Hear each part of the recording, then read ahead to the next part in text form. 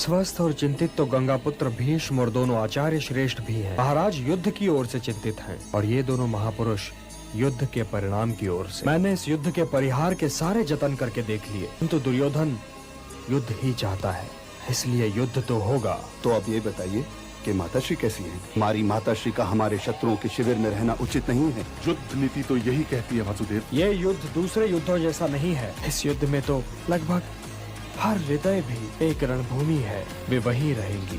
और यदि छोटी माँ कहकर दुर्योधन भी चरण स्पर्श करेगा। प्रणाम छोटी माँ, मैं आपसे आशीर्वाद लेने आया हूँ। आयुष्मान भवा। ये क्या छोटी माँ, मैं आपसे विजय का आशीर्वाद लेने आया हूँ। क्या दीदी से ये आशीर्वाद ले चुके हो वत्स? वे आपके आशीर्वाद देने से पहले ये आशीर्वाद कभी नहीं देंगे। और विदुर से पुत्र? वे मुझे ये आशीर्वाद कभी नहीं देंगे, क्योंकि वे मेरी विजय चाहते ही नहीं। किंतु वो हस्तिनापुर के हितैषी हैं और तुम्हारे भी हितैषी हैं। हाँ, यदि तुम हस्तिनापुर के विरोधी हो तो विदुर कभी तुम्हारे हितैषी नहीं हो सकते। तो क्या तुम?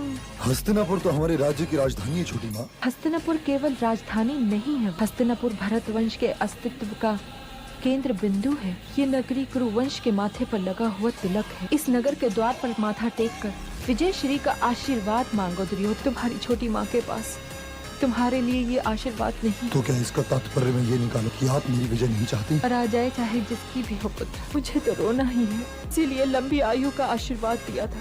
यदि युद्ध करने की ठान ही ली है तो इस आशीर्वाद के कवच को पहन लेना।